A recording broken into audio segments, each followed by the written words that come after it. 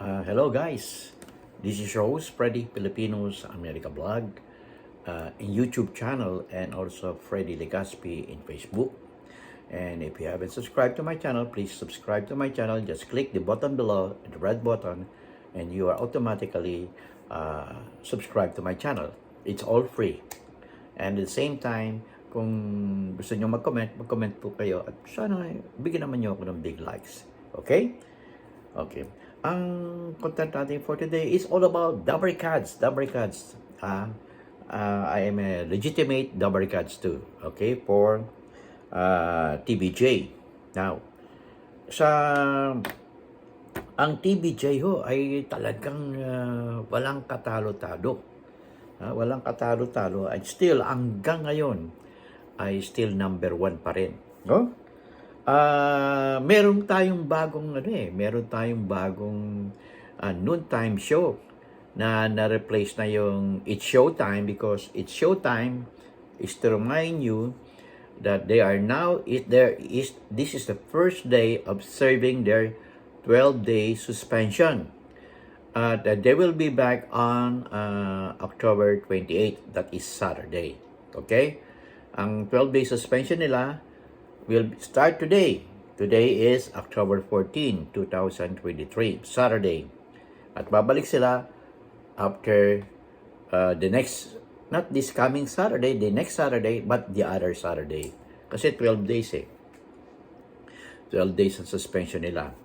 At ang napili na papalit sa kanila ay It's Your Lucky Day. It's Your Lucky Day, it's a game show ni Luis Manzano. Si Luis Manzano, ay mga Manzano ay taga Bacolod dyan.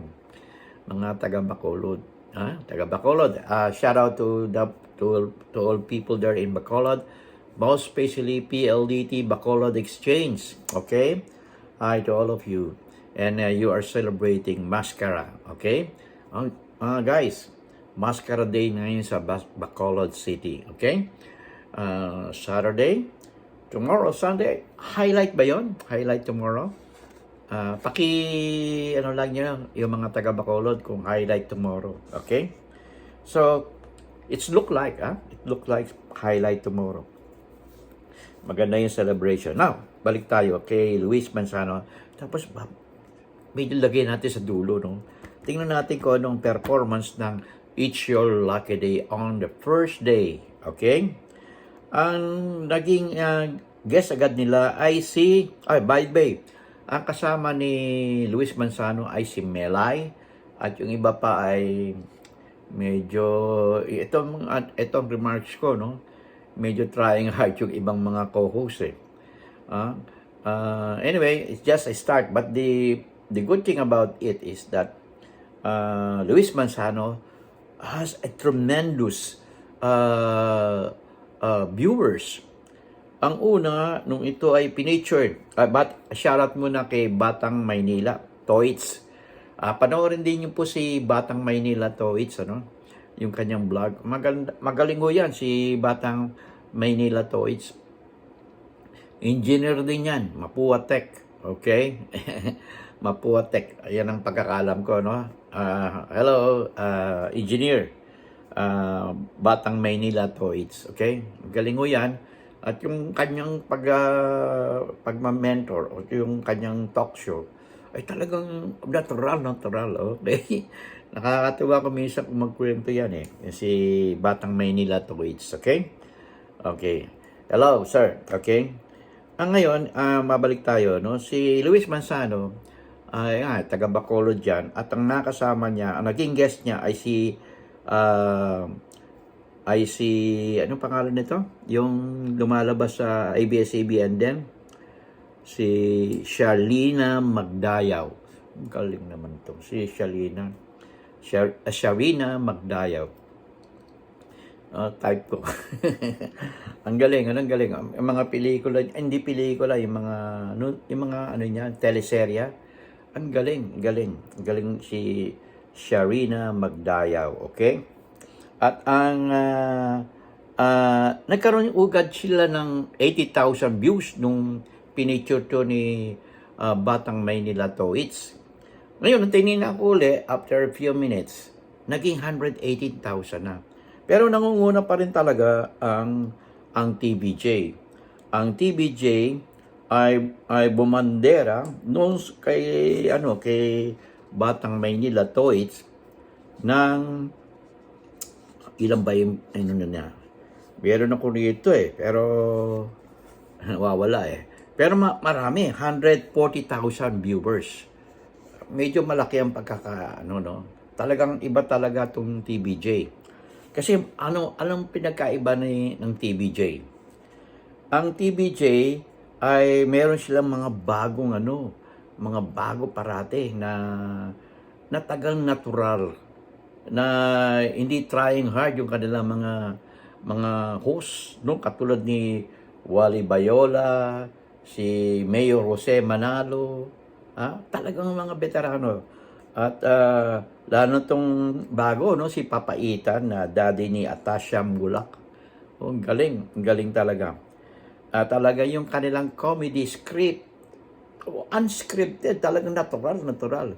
Hindi mini-memorize, hindi ganoon.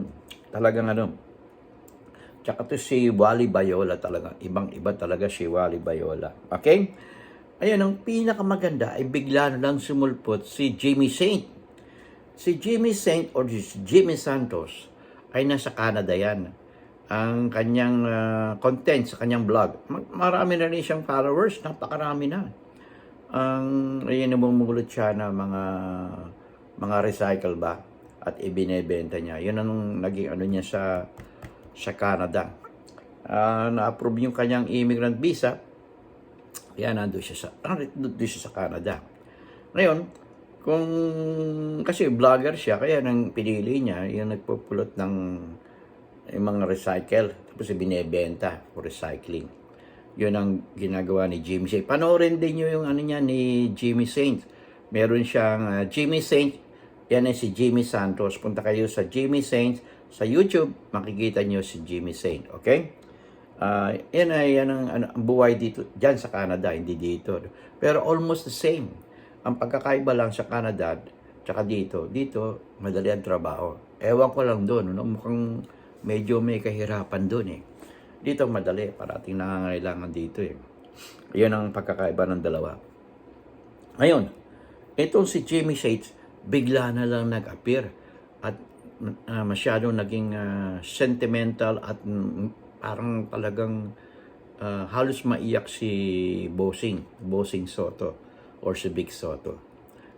Kasi talagang ang speculation ay ito si Jimmy Saint ay gustong ay ininyahan ni Paulo Contis. Nagpunta pa nga si Paulo Contis dyan sa Canada at nagpakuha pa siya ng retrato. Kaya ang speculation, Jimmy Santos will go to tape It Bulaga.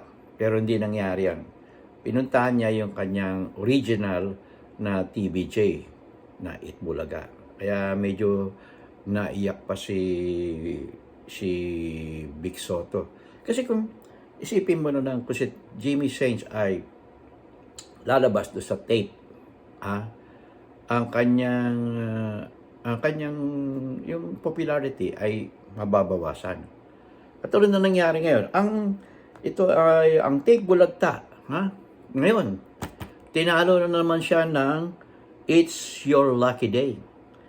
Biro mong 80,000 against 2,000. 2,000 lang ang nanonood.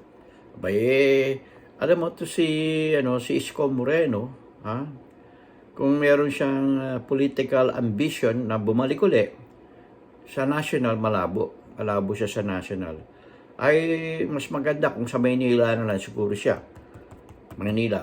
Baka kasi mukhang hindi umaangat siya kahit pumupunta siya sa ibang, ang huli ko nakita pumunta siya sa Zamboanga o sa ibang mga lugar.